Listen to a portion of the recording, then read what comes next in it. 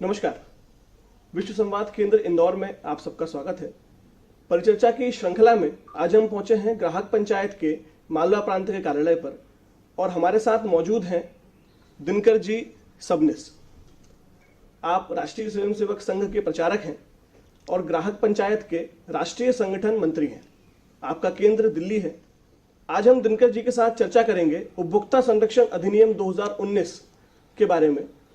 क्यों इस अधिनियम की आवश्यकता पड़ी और इस अधिनियम को लाने के पीछे सरकार की मंशा क्या है और इससे उपभोक्ताओं के लिए क्या फायदा मिलेगा, इन सब विषयों पर आज हम चर्चा करेंगे दिनकर जी सबनिस से। नमस्कार।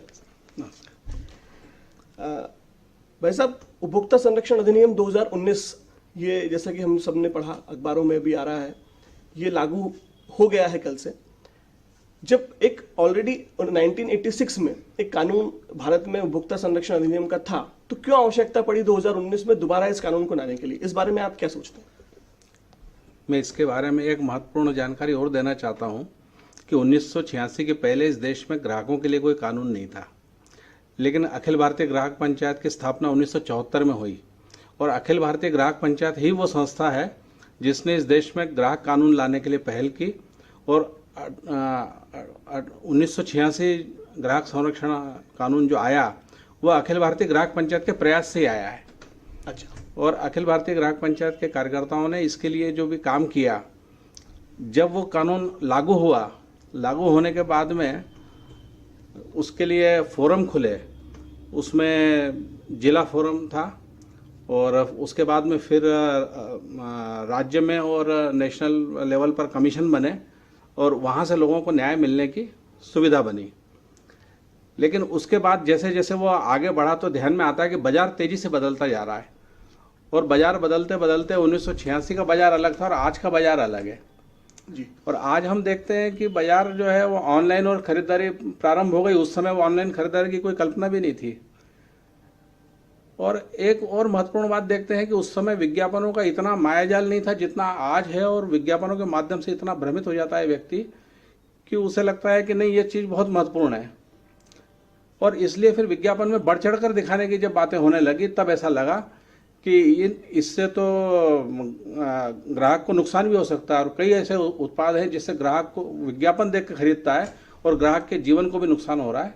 इस प्रकार की जब चीज़ देखने को आई तो सन 2000 के बाद से लगातार ग्राहक पंचायत के जो कार्यकर्ता हैं वो प्रयास कर रहे थे।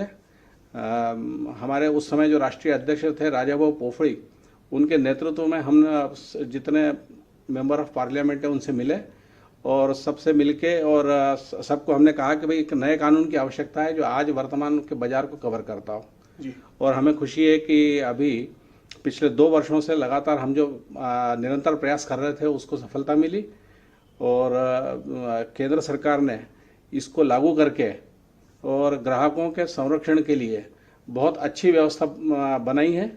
उसके लिए हम केंद्र शासन को बधाई भी देते हैं और केंद्र शासन का आभार भी व्यक्त करते हैं। इस कानून के बाद से कई लोगों के मन में एक भ्रम है कि क्या हम इस राज्य में बैठ के दूसरे राज्य के शिकायतें भी कर सकेंगे? इस बारे में थोड़ा सा आप बताएं। वास्तव में इसमें तो सरल सी बात यह है कि पहले एक व्यक्ति अगर मान लीजिए कि उसने कहीं गुवाहाटी से सामान खरीदा है, अब वो खरीद के मान लीजिए भोपाल आ गया, अब उसे अगर कोई शिकायत दर्ज करानी है कि ये सामान गुणवत्ता का सही नहीं है तो वो शिकायत कहाँ दर्ज कराएगा? तो पहले ये था कि भाई उसको गुवाहाटी जाकर ही शिकायत दर्ज करानी पड़ेगी जी। लेकिन अब ये है कि वो जहाँ रहता है वहाँ पर वो शिकायत दर्ज करा सकता है जी। अब मान लीजिए कि मेरा निवास जहाँ पर है, मैंने कहीं से भी सामान खरीदा, कहीं भी सेवाओं का उपयोग किया, सेवाओं का उपयोग करने के बाद देश भर के किसी भी कोने पे मैं रहता हूँगा, मैं जहाँ रहता हूँ मेरे पास में जो न्यायालय होगा उस न्यायालय में मैं शिकायत दर्ज करा सकता हूँ। ये व्यवस्था बनी और साथ में एक व्यवस्था और बनी इसमें कि पहले जिला फोरम जो होते थे उसमें 20 लाख तक के मामलों की सुनवाई होती थी कि जिसमें हमारा जो है 20 लाख तक का हमारा खर्चा हुआ है उसमें, और 1 करोड़ तक की सुनवाई राज्य आयोग में होती थी और 1 करोड़ से ऊपर की सुनवाई जो है वो नेशनल उस पर होती थी। अब हम देखते हैं कि आज के समय में और 20 लाख की क्या कीमत है? एक प्लॉट व्यक्ति खरीदता है, 20 लाख से ऊपर का प्लॉट आता है। अब किसी ने कोई झाबुआ में रहता है, कोई वहाँ अगर उसने 20 लाख का कोई उसके साथ गड़बड़ हो गई है, तो वो क्या शिकायत करने के लिए भोपाल जाएगा? जी। तो इसमें ये बहुत एक अच्छी बात इन्होंने की है कि 1 करोड़ तक का प्रावधान उन्होंने यही कर दिया है जिला केंद्रों पर। अच्छा। और चूंकि इसको कमीशन का दर्जा दिया है, जी। अब जो जिला स्तर पर भी फोरम नहीं रहेंगे, अब यहाँ पर भी कमीशन रहेगा, और उसके कारण से अब इनको ठीक प्रकार से निर्णय देकर और उसको लागू करवा लेने का तक के अधिकार इनके पास मिल गए हैं कमीशन को। और इसलिए जिला से ही लोगों को न्याय मिलेगा, ग्राहकों को। और ऐसे ग्राहक जो है, अब ये 70% से अधिक ग्राहकों के मामलों का निपटारा जिला पे ही हो जाएगा। ये एक बहुत अच्छी व्यवस्था इन्होंने की है। और राज्य में 10 करोड़ तक के प्रावधान जो हैं वो राज्य में रखे हैं, और 10 करोड़ से ऊपर का अगर कोई आपका मामला है तो फिर आपको उसके लिए नेशनल उसमें जाना पड़ेगा। अच्छा। हालांकि बीच में उन्होंने व्यवस्था बनाई थी कि नेशनल कमीशन की जो बेंच है वो 3-4 जगह भारत में बैठती थी, लेकिन हमारी थोड़ी मांग ये थी उसमें कि ये और भी ज़्यादा जगह बैठे, जहाँ जहाँ पर राज्य आयोग है वहाँ पर कुछ समय के लिए अगर वो आ जाया करे तो लोगों को दिल्ली तक सबको नहीं जाना पड़ेगा। अच्छा। लेकिन अभी जो व्यवस्था की है उसमें मुझे लगता है कि अधिकांश ग्राहकों का लाभ हो जाएगा। हाँ जी। अच्छा, अगला मेरा प्रश्न ये है कि इसमें निर्माता और विक्रय प्रदाता इस अधिनियम के अंदर क्या दोनों शामिल हैं? कई लोगों को ऐसा लगता है कि सामान मैंने यहाँ से लिया है, फिर वो शिकायत करता है कि भाई आपके यहाँ से मैंने सामान लिया, वो इतना सामान गुणवत्तापूर्ण नहीं था जो आपने बताया कि आपको ऐसा सामान मिलेगा, मैंने पूरी कीमत आपको दी लेकिन सामान और सुविधा मुझे सेवा वैसी नहीं मिल रही है जी। तो वो बोलता है कि साहब मैं तो केवल दुकान में बेचने वाला हूँ, मैं क्या कर सकता हूँ, वो जो उत्पादक है आप उनसे बात करो। अब उत्पादक कौन है, अब कहाँ जाना है, ग्राहक थोड़ा भ्रमित होता था। लेकिन ये कानून जो आया है इसमें इन्होंने एक महत्वपूर्ण बात ये की है कि उत्पादक जो है और विक्रेता है, दोनों को लिए उन्होंने जिम्मेवार माना है इसको कि आप भी जवाबदार हैं और आप भी जवाबदार है, जो उत्पादक है वो भी जवाबदार है जी, और जो विक्रेता है वो भी जवाबदार है। इस प्रकार की इसमें व्यवस्था इन्होंने की है। अच्छा प्रावधान इसमें दिया है। लेकिन इसमें एक चीज मैं और जोड़ना चाहूंगा जी।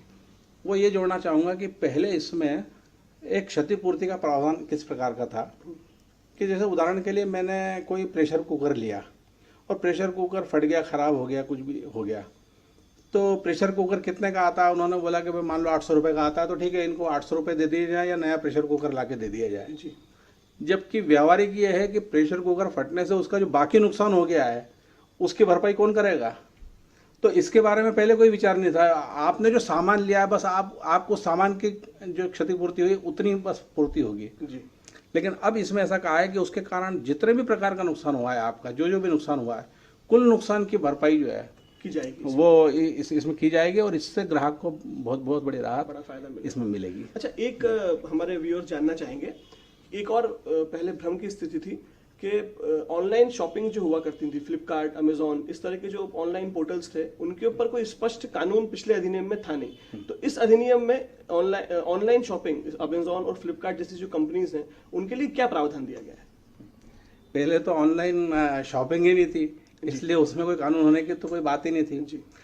लेकिन अभी जो इस प्रकार की हो रही है, तो अब जैसे आपने जो नाम लिया फ्लिपकार्ट है, अमेजोन है, ये तो एक प्रतिष्ठित कंपनियां हैं जी। ये फिर भी काफ़ी कुछ ठीक भी करती है और कई बार इसमें कोई कठिनाई आती है तो अपन इसके खिलाफ मामले को दर्ज भी करा सकते हैं, क्योंकि अब इसको भी इस अधिनियम के अंतर्गत ले लिया है।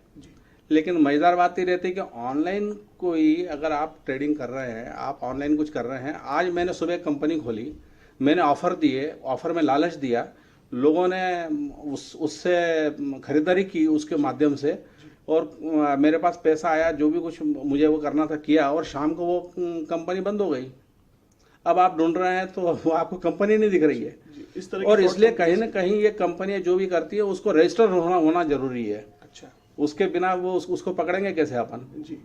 तो ग्राहकों को हम पहले तो बार ये कहते थे कि भाई आप जो है आप ठोक बजा के देख लीजिए कि ये कंपनी वास्तव में कोई है कि नहीं है, कि कोई एक आभासी जैसी कोई कंपनी है और कंपनी आ गई और उसने ऐसा वो मिलता जुलता नाम रख लिया और आप उसके धोखे में आ गए। जी। लेकिन इस प्रकार की जो चीज़ें हैं इसको भी कवर कर रहे हैं। और इतना ही नहीं है, उसमें ऐसा भी है कि अगर मुझे कोई इसमें शिकायत करना है तो मैं जो है इसमें आज मुझे आवश्यक नहीं है कि मैं वहाँ तक जाऊँ फोरम तक। अच्छा, मैं जो अपनी शिकायत जो है वो इसके माध्यम से भी दर्ज करा सकता हूँ, ऑनलाइन भी शिकायत दर्ज करा सकता हूँ। ये एक बड़ा प्रावधान इसमें दिया ये एक बहुत बड़ा प्रावधान है।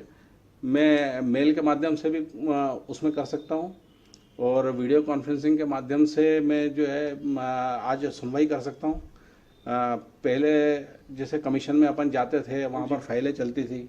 अब आज जो कोरोना जो सब कुछ चल रहा है, आज सब कुछ बंद जैसा हो रहा है। ऐसे समय में भी ग्राहक अपनी सुनवाई वीडियो कॉन्फ्रेंसिंग से ऑनलाइन कर सकता है। इस पर शिकायत भी दर्ज होगी, इस पर वो भी चलेगी, और इस पर फैसले भी होंगे। यानी ग्राहक का काम नहीं रुकेगा। ये एक बड़ा प्रावधान इस अधिनियम में दिया है कि ग्राहक को घर बैठे वो शिकायत दर्ज करवा सकता है और घर बैठे सुनवाई करवा सकता है। ये एक बड़ा फायदा ग्राहकों को इस अधिनियम के माध्यम से मिला है। अच्छा, इस एक्ट में एक CCPA का प्रावधान दिया गया है, इस बारे में थोड़ा सा आप बताएंगे? मैं इसके पहले एक बात और बताना चाहूँगा जी। हम अखिल भारतीय ग्राहक पंचायत के नाते काम करते हैं, संस्था के नाते हम ये चाहते हैं कि कोई भी मामला जब कोर्ट में जाता है तो उसमें एक की जीत होती है, एक की हार होती है। एक प्रसन्न होता है, दूसरे को बुरा लगता है। जी। हम ये चाहते हैं कि भाई हर व्यक्ति सेवा प्रदाता है और हर व्यक्ति ग्राहक है। आज एक चीज़ के लिए सेवा दे रहा होगा, लेकिन अगली चीज़ के लिए वो ग्राहक है। बिल्कुल सही। इसलिए चूंकि हर व्यक्ति ग्राहक है, तो क्यों ना हम कोई ऐसी व्यवस्था बनाएं कि हम आपस में मिलजुल कर बातचीत करके और मामले को हल करें। अच्छा। और ग्राहक पंचायत की इकाइयां पूरे देश भर में यही काम करती थी कि कोई भी शिकायत आने के बाद में पहले वो जो सेवा प्रदाता है उससे बात करती थी कि ग्राहक को आपके कारण ये कठिनाई आ गई है जी, आप इसमें कुछ करेंगे क्या। बहुत सारे अच्छे सेवा प्रदाता होते हैं जो कहते हैं कि नहीं, अगर हमारे इसके कारण कोई कठिनाई आई है तो हम मिलकर आपस में बात कर सकते हैं। जी। आपस में बात करके, और कई जिले ऐसे हैं कि जहाँ का अनुभव ये है, वहाँ के जो फोरम में जो अध्यक्ष और मेंबर होते हैं वो हमको बताते हैं कि आपकी इकाइयाँ इतना अच्छा काम करती है कि 70% 80% मामले तो बाहर ही निपट जाते हैं, सुलह से ही निपट जाते हैं। और उसके बाद अगर किसी का नहीं बना मामला तो फिर वो हमारे पास आता है।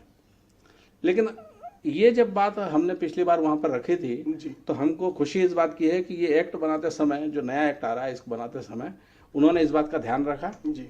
और इस मीडिएशन सेल का भी एक प्रावधान उन्होंने रखा है कि कोई भी मामला जब हम दर्ज कराएंगे तो पहले उसको मीडिएशन सेल में भेजा जाएगा। अच्छा। और फिर वहाँ पर दोनों पक्षों को समझाइश होगी। समझाइश होकर अगर मामला हल हो जाता है तो सबसे अच्छा है। इसमें समझौते में ये भी निराश नहीं है, वो भी निराश नहीं है, दोनों का काम हो गया जी। तो ये एक बहुत महत्वपूर्ण प्रावधान इन्होंने किया है। ये मुझे लग रहा है कि ये एक हमारे जो विचार है उसकी जीत है। मतलब ग्राहक पंचायत पहले भी मध्यस्थता करता आया है ग्राहकों के मामलों में, और इस नए प्रावधान के अंदर कोर्ट ने ही मध्यस्थता का प्रावधान दे दिया है। कोर्ट ने दे दिया और ये कानूनन, अब ये बहुत मतलब कानूनन हो गई है। कानूनी अड़चनों से बच के अगर पहले मध्यस्थता होके इस मामले को निपटाया जा सके किसी मामले को, ये बड़ा अच्छा प्रावधान है। तो ये बहुत अच्छा प्रावधान किया। अब दूसरा जो आपने पूछा था कि CCPA, जी, यानी केंद्रीय उपभोक्ता संरक्षण प्राधिकरण, ये बनाया है। अब ये इतनी कोर्ट की व्यवस्था, फिर ये प्राधिकरण क्यों बनाया है, ऐसी बात भी कई बार आती है। जी। प्राधिकरण ने बाकी कोई बहुत अलग कोई चीज़ ऐसा नहीं है। प्राधिकरण ने ये है कि भाई अगर कोई चीज़ हमको ध्यान में आ रही है, जैसे कोई भ्रामक विज्ञापन हो रहा है, इस प्रकार का हमको ध्यान में आ रहा है, या कोई मिथ्या प्रचार हो रहा है, जी, इस प्रकार की चीज़ अगर हमको ध्यान में आ रही है तो हम क्या उसमें कर सकते हैं कि ये जो प्राधिकरण है ये स्वयं संज्ञान लेके, अच्छा, हाँ, सुमोटो उनको नोटिस भेज सकता है और उनको बोल सकता है कि भाई आप बताइए कि ये क्या है। जी। एक कोल्ड ड्रिंक एक हीरो पीता है और उसके बाद वो पहाड़ से छलांग लगा देता है नीचे। जी। अब ये देख के कोई छोटा बच्चा जो है उसने वो कोल्ड ड्रिंक पिया और 2 मंजिल ऊपर खड़ा है और दूसरी मंजिल से उसने छलांग लगा दी। जी। अब बच्चा तो इतना समझता नहीं है, वो तो विज्ञापन देख के उसके दिमाग पर उसका असर हो रहा है। जी।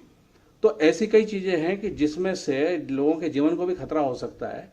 ऐसे अगर कोई भ्रामक विज्ञापन अगर देखते हैं, या जिसको अपन अनफेयर प्रैक्टिस कहेंगे, यानी अनुचित व्यापार का कोई भी प्रकार अगर वो देखते हैं, किसी भी प्रकार का, वो विज्ञापन संबंधित हो या सीधा हो, तो ऐसे किसी भी मामले में स्वतः संज्ञान लेकर ये उनको नोटिस दे सकता है। उसमें वो उसको ठीक कराने के लिए प्रयास कर सकता है। और अगर कोई माने नहीं माने तो 1 वर्ष की सजा का भी प्रावधान है उसमें। अच्छा। अगर मान लो कि दोबारा वो अगर गलती करता है, या फिर अब गलती तो क्या करता है, कोई दोबारा करता है तो जानबूझ के लालच में करता होगा, जी। तो उसमें 3 वर्ष तक का भी प्रावधान है और 10 लाख तक के जुर्माना का भी प्रावधान है कि आप इस प्रकार से भ्रमित करके और गलत तरीके अपना के, अनुचित व्यापार की पद्धति अपना कर आप किसी को अपना माल नहीं बेच सकते। वाह, मतलब अब ग्राहक अगर संज्ञान नहीं भी लेता तो ये प्राधिकरण स्वतः संज्ञान लेके स्वतः भी भ्रामक ले सकता है, विज्ञापनों को बंद करवा सकता है। ये एक बड़ा अच्छा प्रावधान इसके अंदर ये भी कर है। दिया गया है। और ग्राहक भी वहां पर शिकायत कर सकता है, जैसे ग्राहक कमीशन में शिकायत करता है, ऐसे ग्राहक प्राधिकरण को भी शिकायत कर सकता है। ये जो सीसीपी है इसको भी शिकायत कर सकता है। अच्छा, तो एक प्रश्न मन में आता है इसके बाद कि किस कमीशन के ऊपर क्या कोई नियंत्रण है? इसके ऊपर कोई ऐसी बॉडी या कोई है जो नियंत्रण करेगी? मजेदार बात यह है कि कानून बनते हैं और जब वो आते हैं तो लोगों के मन में, एक आम समाज के मन में ऐसा रहता है कि अब कानून तो हैं और बनते हैं, लेकिन सुनता कौन है, देखता कौन है जी। और वो जो बोलते हैं ऐसा होता कहाँ है जी। और आज हम वास्तव में देख रहे हैं कि प्रैक्टिकली अगर हम विचार करेंगे तो 6 महीने के अंदर फैसला हो जाना चाहिए। 1986 के कानून में इस प्रकार की व्यवस्था थी जी। लेकिन कोई भी कारण हो सकता है कि हमारे पास अब ये मेंबर्स नहीं है, हमारे पास उसका अभाव, स्टाफ नहीं है, ऐसा कुछ बहाना बना के 6 माह की तारीखें मिलने लग गई। जी। मतलब जो फोरम लोगों को मिलजुल कर और वो कराने के लिए था, वो न्यायालय का स्वरूप बना लिया उसको, और न्यायालय का स्वरूप बना के तारीखों पे तारीखें लगने लगी। जी। अब इस प्रकार की कोई चीज अब ये नए उसमें अगर होती है, ये जो नई व्यवस्था बनी इसमें अगर होती है, तो उसको देखने के लिए एक प्रशासनिक नियंत्रण के लिए एक मॉनिटरिंग सेल एक बनाया उन्होंने। अच्छा। और वो सभी जो कमीशन है इसके कार्य पर नजर रखेगा कि ये बराबर ठीक प्रकार से काम कर रहे हैं कि नहीं से ये, और ये बराबर समय पे सबको न्याय मिल रहा है कि नहीं मिल रहा है। अच्छा। जैसे मान लो एक बात आती है कि अगर कोई जांच वाली बात हो कि जिसमें थोड़ा जांच करना पड़ेगी, जिसमें लैब का सहारा लेना पड़ेगा, तो उसमें यह है कि भाई आपको ज़्यादा समय लगेगा। लेकिन कोई साधारण मामले होंगे तो उसको कम समय में फैसला करना है आपको, इस प्रकार का उसमें प्रावधान है। जी। लेकिन ये बराबर उस प्रकार से चल रहा है कि नहीं चल रहा है, वो देखने के लिए एक मॉनिटरिंग के लिए एक प्रशासनिक व्यवस्था बनाई गई है। जी। ये एक बहुत उल्लेखनीय बात है इसमें। तो ये जो कमीशन जो प्रशासनिक व्यवस्था रहेगी, ये प्रादेशिक स्तर पे काम करेगी या राष्ट्रीय स्तर पे काम करेगी? ये राष्ट्रीय स्तर पे काम करेगी। अच्छा। वो पूरे देश में, चाहे वो नेशनल कमीशन हो, चाहे वो प्रदेश कमीशन, हाँ राज्य का हो, चाहे वो जिले का कमीशन हो, अच्छा, तीनों पे पूरा वो निगाह रखेगी। ये एक बड़ा अच्छा प्रावधान इस अधिनियम के अंदर आपने बताया कि कमीशन का दिया गया है।